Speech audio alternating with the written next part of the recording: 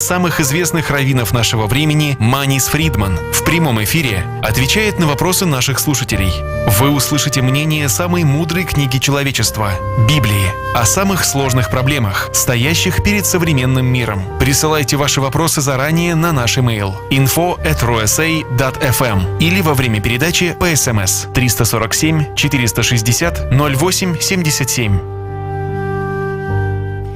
Добрый день всем, кто сейчас настроен на радио USA. В эфире передача Thank God It's Tuesday с самым великим, самым светлым, самым мудрым раввином нашего времени, раввином Манисом Фридманом. И, конечно же, хочу начать я с поздравления всех наших слушателей с праздником Ханука. Пусть он принесет много-много света в вашу жизнь, в ваш дом, просто вдохнет в вас позитив и радость.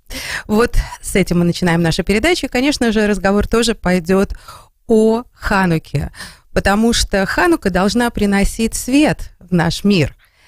Мы зажигаем огни с каждым днем все больше и больше, пока мы достигаем 8, это так здорово, и действительно свет в доме. Но когда я смотрю в окно и вижу дом моего соседа, у которого огни добивают до Марса, потому что у него уже все украшено к празднику, к Рождеству, к Новому году, то, конечно же, его огни перебивают мои многократно. Так что вот хотелось бы понять, тут все-таки больше света получается на Рождество, а Ханука должна приносить в мир свет. Вот что за разница? И не то, что мы стараемся с кем-то соревноваться, но тем не менее хотелось бы понять. Вот с этим вопросом я обращаюсь к нашему великому раввину Манису Фридману. Rabbi Manis Friedman, hello. Thank God it's Tuesday. Happy Hanukkah. And, of course, the conversation is going to be about Hanukkah, as I just told our audience in Russian. We're supposed to... Good Russian. Thank you, I try. I learned it recently. Hanukkah is a holiday of lights, and we light the menorah to bring light into the world, and, you know, we are trying so hard to bring as much light as possible. We drive around the streets with a menorah on top of the cars. We put the menorahs on the windowsill so people can see and get happy through this illumination. Yet I got to tell you, when I look at my neighbor's house, his house illuminates everything from Earth to Mars. I cannot compete with the illumination of his home. He's got lights all over the place, and he is not the only one. If we drive down the streets, there's no way we can compare menorah to the Christmas tree in Times Square. So there's definitely a lot more lights that are brought visually by the holiday that is not Hanukkah, yet we're bringing the light. How can we understand it better? Is there a different kind of light? It's not the size that matters? Not the size. Yeah, definitely not. Sometimes, you know, when you see an extravagant display of something, it makes you wonder whether it's real. Like they're trying too hard. A person trying too hard to convince you about something sounds like he's not convinced himself. So if you protest too much, makes you suspicious, makes everybody suspicious that maybe you are guilty after all. So yeah, overdoing is a sign of weakness, not of greatness. Not of happiness that people are trying to share? A whole lot of light almost feels desperate. Like, it'll never be enough. It'll never be enough. The darkness will always be greater than the light. When you light your little Hanukkah menorah, there's no need to... and we once talked about this, I think. What is the difference between the sun and the moon? The Torah says that God created the sun to work during the day. And he created the moon to work during the night, which is a fascinating subject in itself. Day and night already exist before there's a moon and a sun. So the sun shines during the day. The sun doesn't make it day. And the moon shines during the night. The moon obviously doesn't make it night. But they're both luminaries. So the sun illuminates during the day, and the moon illuminates the night. Well, if that's the case, then the moon isn't doing a very good job.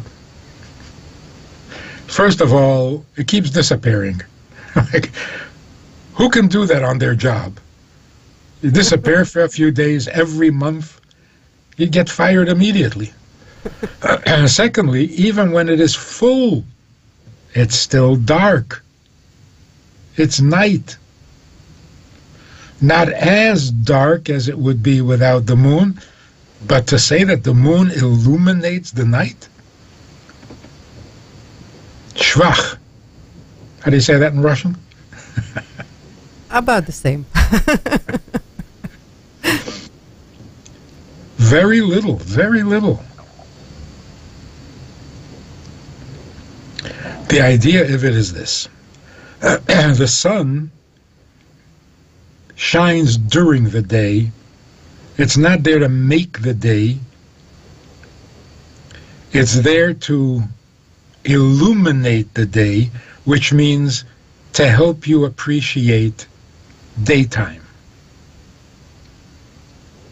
The moon shines during the night, not to chase away the night, to help you appreciate the beauty of the darkness. And in that, the moon does a very good job. It's so romantic. Darkness means things that are not said, that are not visible, that are not obvious. And that's why most romance happens at night.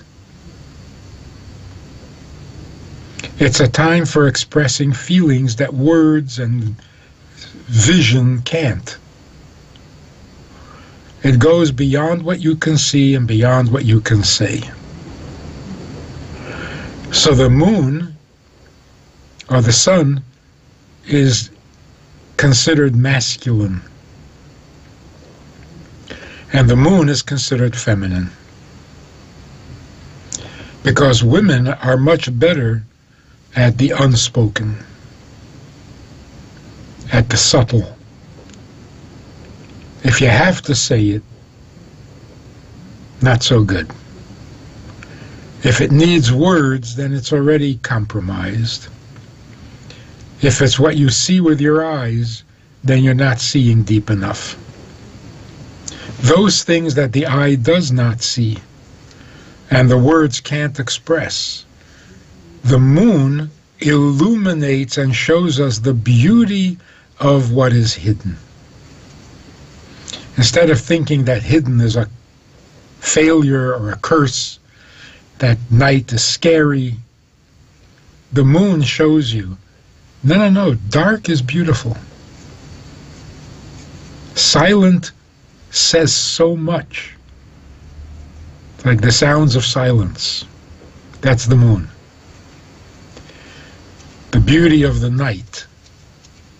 The music of the night. Because light, although it's very useful, it can be glaring, it can be garish, talking about too many lights.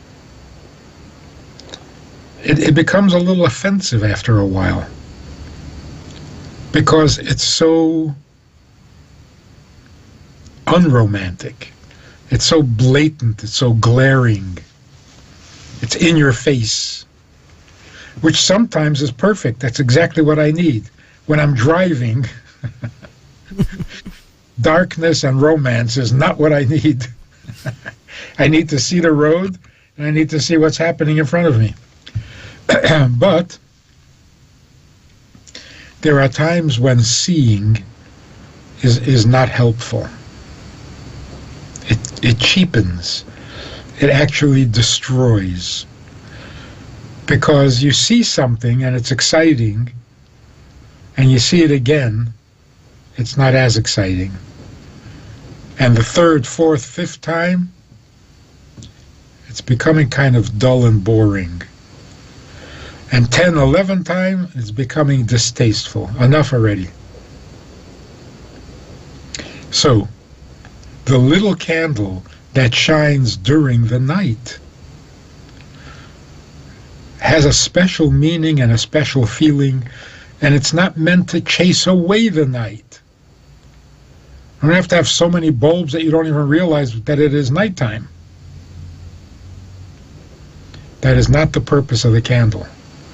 The purpose of the candle in Golus, in exile, is to show the beauty of exile, not to end it.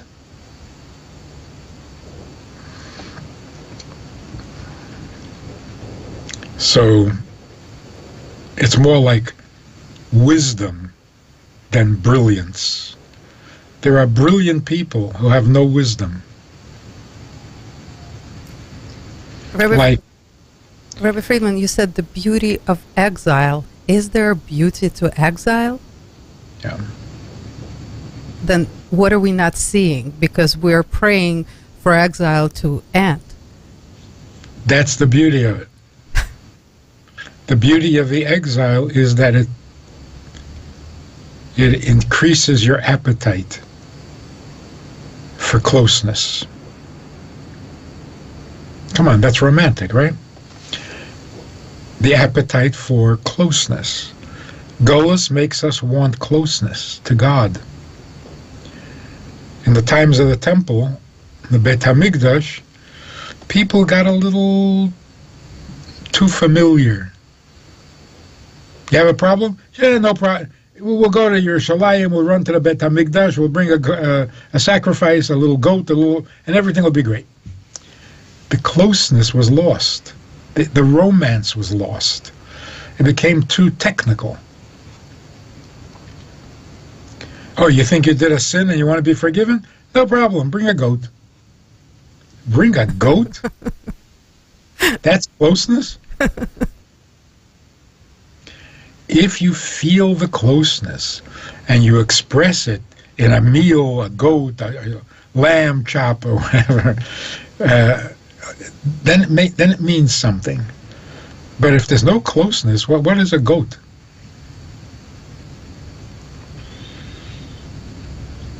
It's like people in New York who park where they're not allowed to park. And you ask them, why are you doing that? It's illegal. They say, so I'll pay the fine. I can't afford to go looking for a parking space.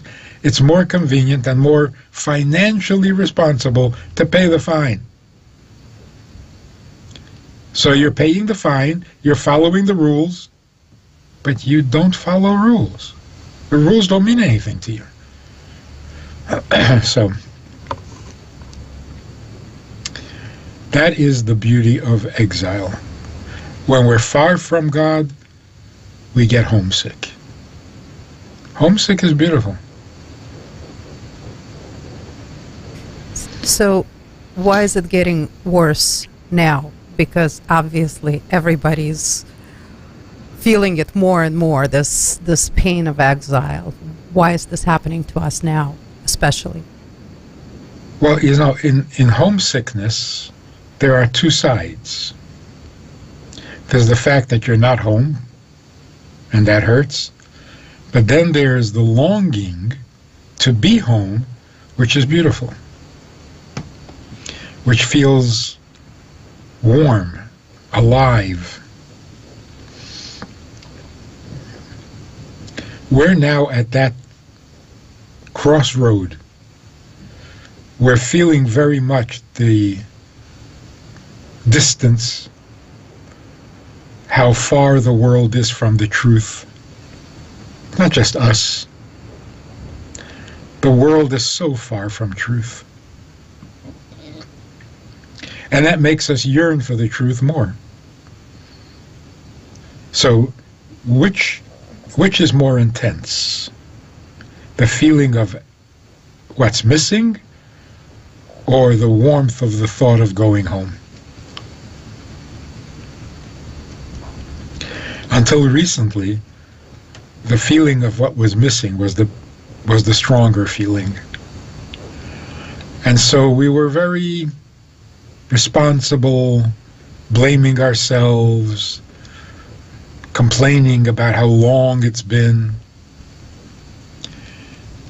Since October 7th, something changed. Yes, the darkness is still there, and the distance is still there. In fact, in some way, the world is further from the truth than ever. And yet, the homesickness, the thought of going home, has become stronger.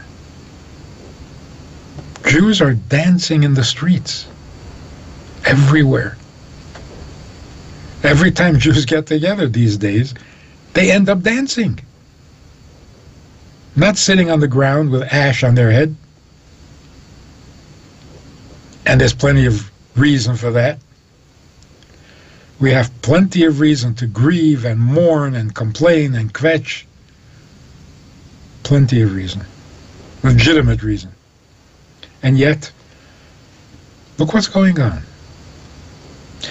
But just all you need is to look at a pro-Palestinian protest and a pro-Israel protest.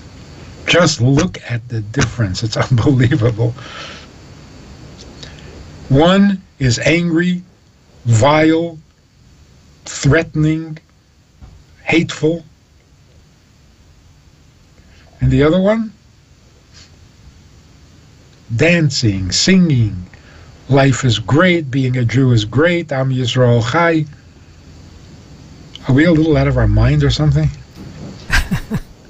Well, our soldiers are going to fight with songs and dancing as well. Yes. Which is probably crazy. Are we living in denial? I mean, what's going on? That homesickness is now stronger than the absence, the distance. We're going home. We're going home. We're not home. We know that. We feel that very strongly. But we are going home. So you dance. That's the beauty of the night. We're not saying there's no night. But we see how the night is making us so much more receptive, so much more sensitive, so much more aware that it's taking us home. That's the feminine side of creation.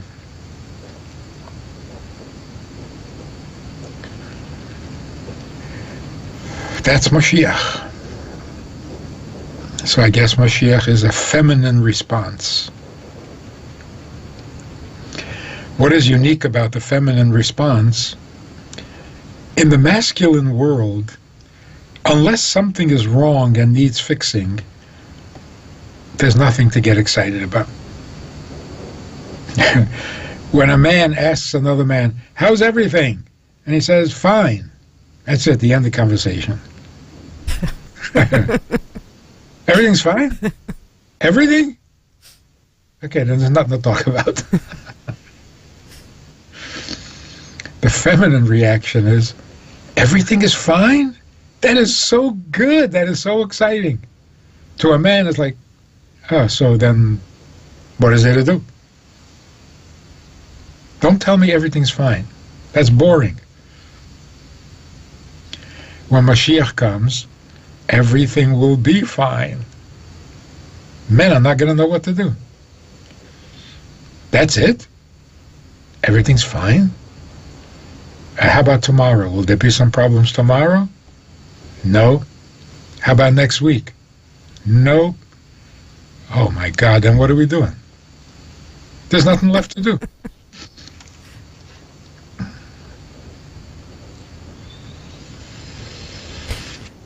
Rabbi Friedman. Yeah, a mother looks at a baby when the baby is sleeping. Everything's great. The father says, baby sleeping? Good, let's go do something. The mother says, no, I just want to sit here with the baby. So, well, why? The baby's sleeping. Everything's good. What are you sitting there for? Let's go do something before the baby wakes up. Rabbi Friedman, but what is this magic of Hanukkah? It's true. Every year the same thing happens. Don't really prepare for Hanukkah that much. It just kind of like comes around, and then we're a little bit in a funk because there hasn't been any holidays for a while, and it's winter, and it's a little gloomy, and usually the world dishes something out to us that makes us upset. And then Hanukkah comes, and you think, okay, so Hanukkah is here, so big deal, and every year the same thing. For some reason, this holiday does bring happiness. It somehow just makes you happy. What is the secret of Hanukkah? How does it do that? Why? That's interesting. Kabbalistically, Hanukkah is the final conclusion of Rosh Hashanah.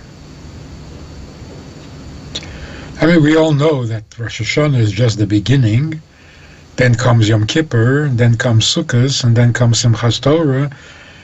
And we think Simchas Torah is the final celebration when we conclude the Rosh Hashanah experience. And on some level that's true. But on a deeper level, it's really not concluded until Hanukkah. So like you say, there hasn't been a holiday in a long time.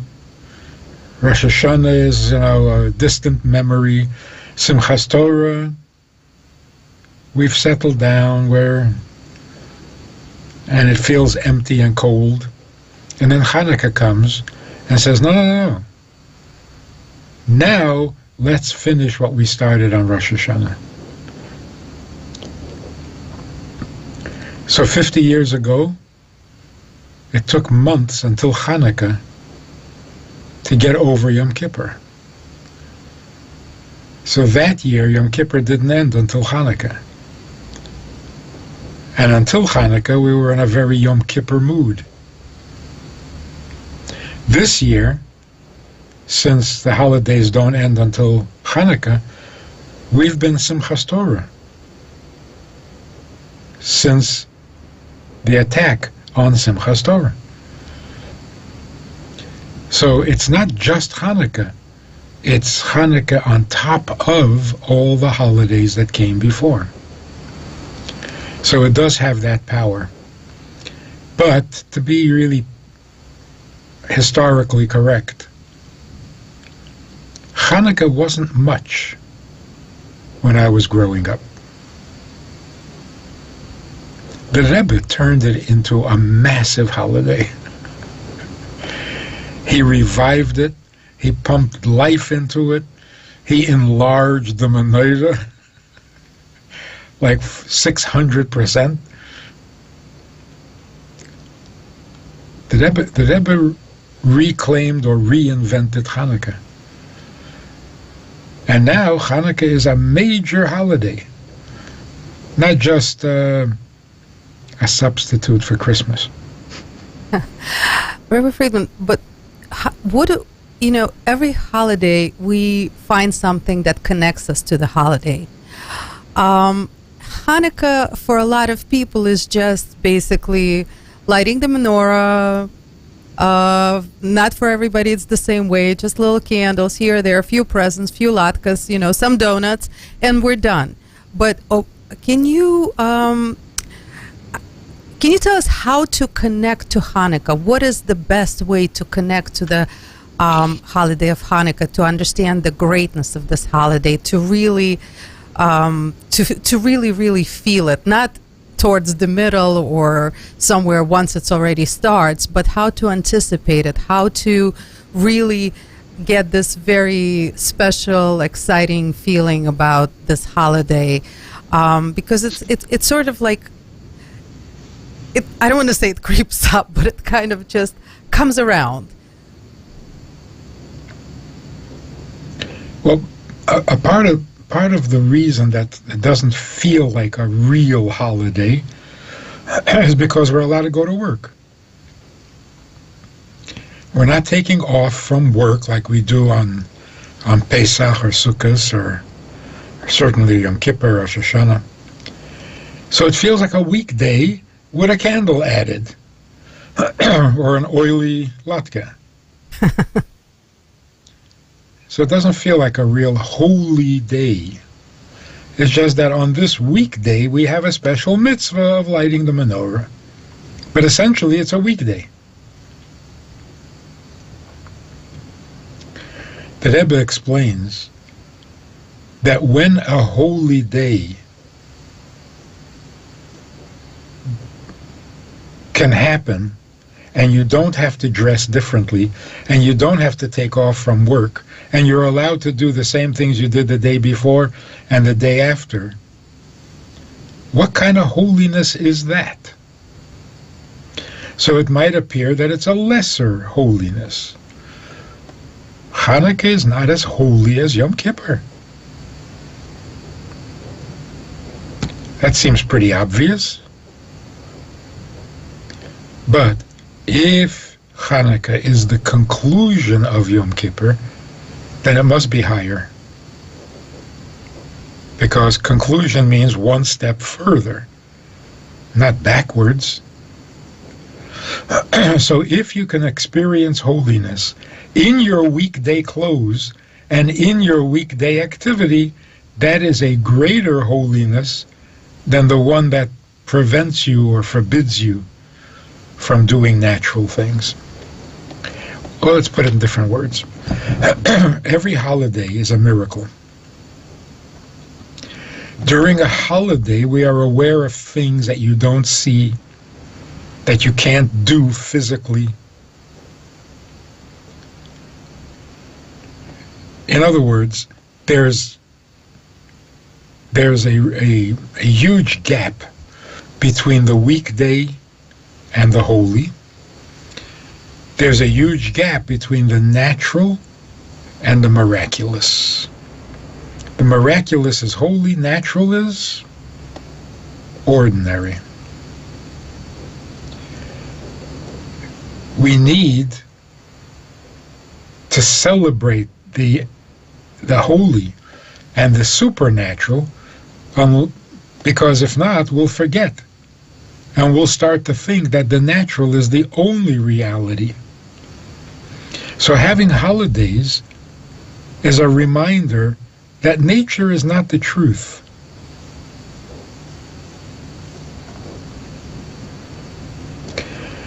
You stop doing all the things that are natural, you separate yourself from the world of nature, and you discover there's a life there too. And it's nicer, more enjoyable, more beautiful. So you have this dichotomy, the world of holiness and the world of nature. Hanukkah means there is no dichotomy. Why do you have to dress differently in order to recognize the other reality? Nature itself, normal human activity, can itself be holy or miraculous. Miracle means the truth behind what appears to be true. Every miracle is really natural, but it's the real nature that we don't always see.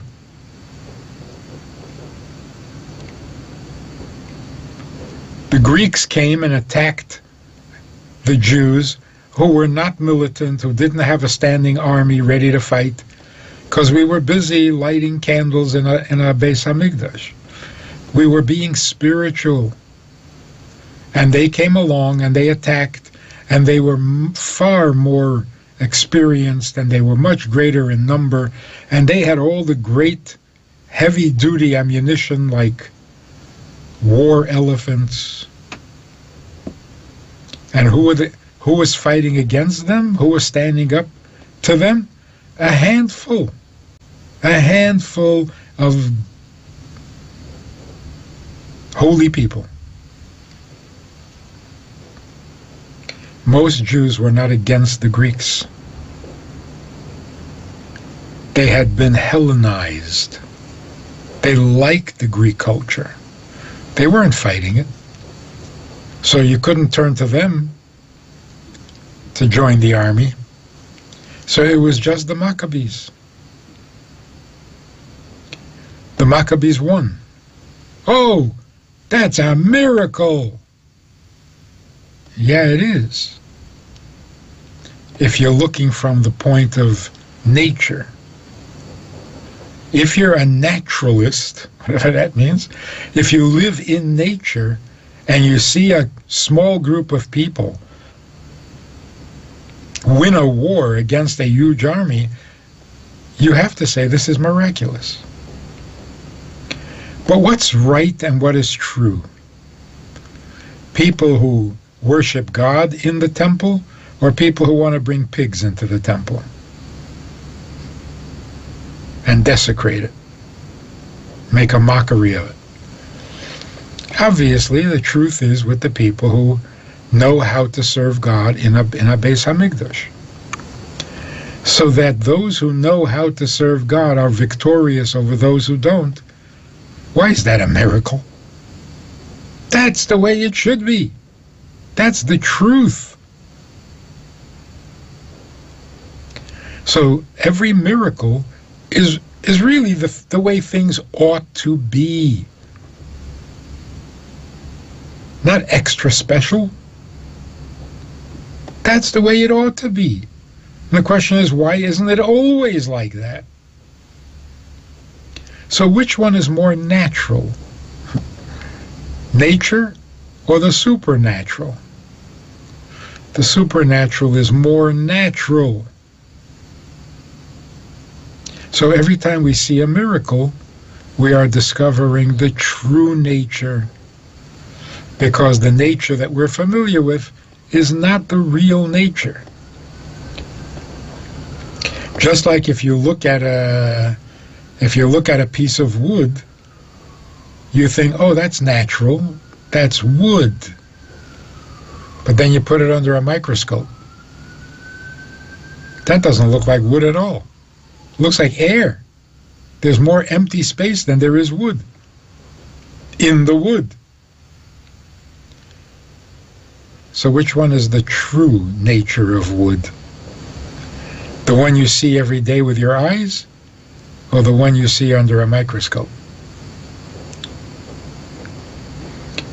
When you see it under a microscope, you say, oh my God, that's miraculous. That is so strange. That is so... No, that's the real nature of wood. So what does it mean to celebrate a miracle?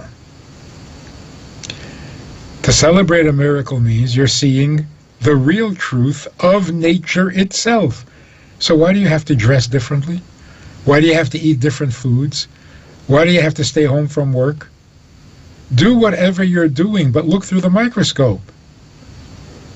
And you'll see that nature is one continuous, huge miracle. So the holiness of Hanukkah, because it is still permitted to do work, is greater than those holidays where, look, if you want to be holy, you got to stay home from work. If you want to feel something special, you got to eat special, dress special, think special, prepare special. I mean, Pesach, the preparation is bigger than the holiday. Yeah, soon enough. Sure, not so much. What do you got to do? Find your chauffeur? I'm sorry, that's Rosh Hashanah. But Shavuos, what do you need to do? There's no preparation. But you're not allowed to work, and you're not allowed to carry, you're not allowed to cook, and you're not allowed to work. You can't handle money, you can't. Otherwise, you won't feel the holiness. Hanukkah says, Do whatever you want to do. You'll feel the holiness. You'll see the light. So that's a greater holiness in some way. So I was just speaking about this yesterday on Long Island. When the oil lasted 8 days, that was a miracle. Because it was only enough for 1 day. If oil that can only burn for 1 day lasts for 8 days, you think it could last for 9? I mean, once you're beyond nature, why is it more of a miracle that it lasted 8 days than that it lasted 2 days? It was only enough for 1 day. If it lasts 2 days, it is the biggest miracle. Oh, but it lasted 3 days. Does that make the miracle bigger? Not really. Once you're beyond the limit of 1 day, what new limit are you putting on it? It was only enough for 1 day. Okay, 2 days, but not 3. No, 2 days is impossible. And once you're into the impossible, once you get 2 days, so you can have 3, 4, 5, whatever. There's no count anymore. So really, it lasted 8 days because at the 8th day they had new oil. But if it took a week to get the oil, then we would have celebrated a week, 7 days. Took 8 days, so we celebrate 8 days. And if it took 8 months, we would celebrate 8 months because the oil would last 8 months. So the oil, instead of being 1 day's oil, it became the oil for as long as the mitzvah needs it. How long can that be? Oh, 2,000 years. We're still lighting Hanukkah candles. The oil has lasted 2,000 years. So really, you have to answer this question. They celebrated because their oil lasted for 8 days. Why are we celebrating?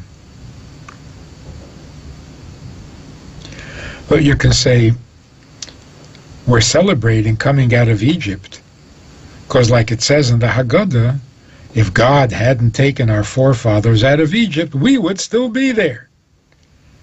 So yes, it's our holiday. It affects us. Why do we celebrate Shavuos? God didn't give us the Torah. We weren't there. Yeah, but now we have the Torah, and if Shavuos hadn't happened, today we wouldn't have a Torah. So yes, it's our holiday.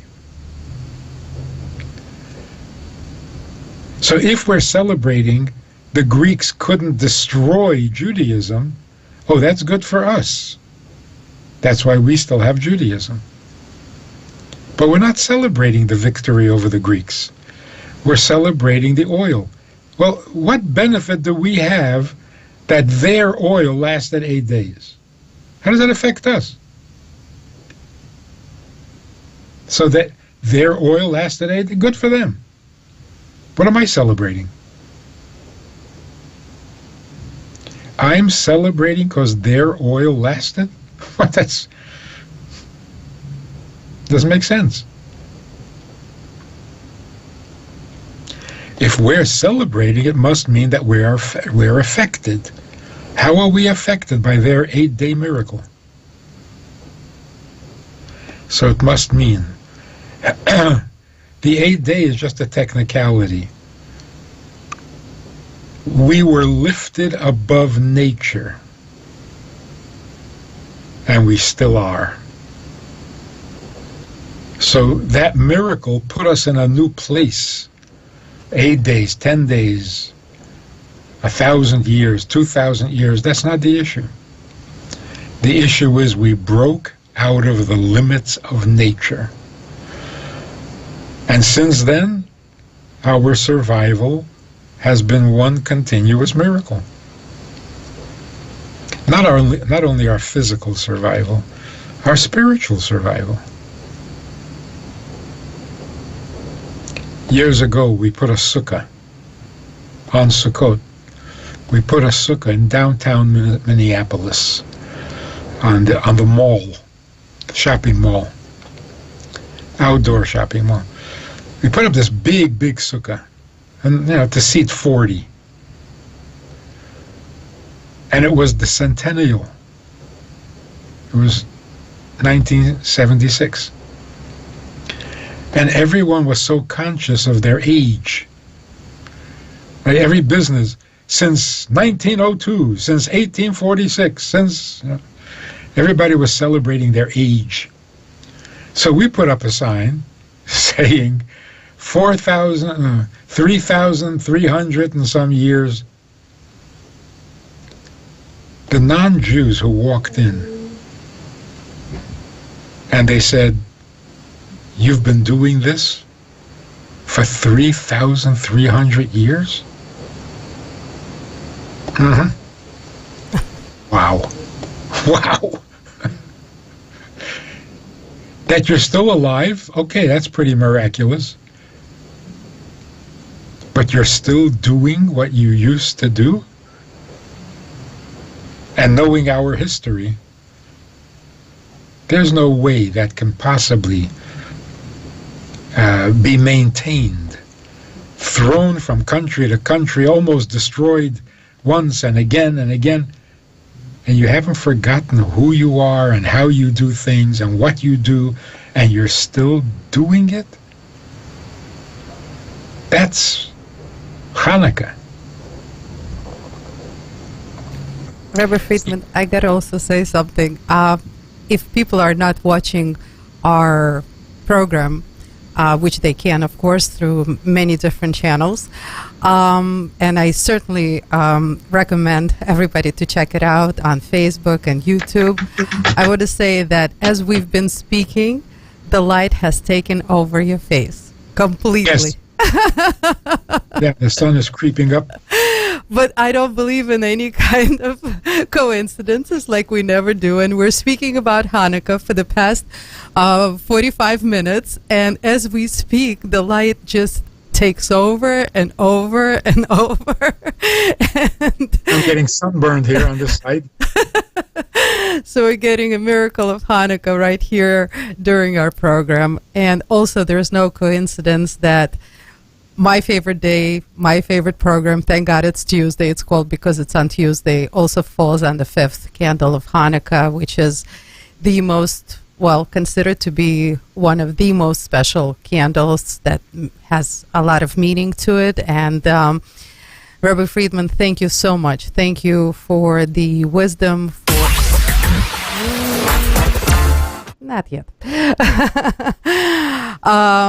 Can't override the program either.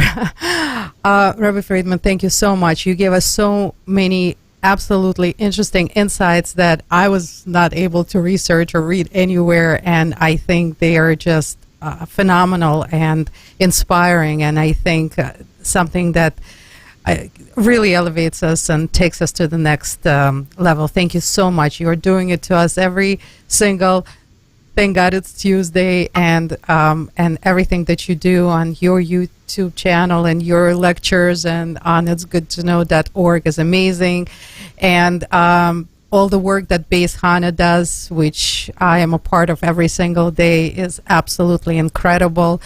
It's elevating, it's strengthening, it's inspirational, and it's really something that doesn't help just an individual person. It just helps.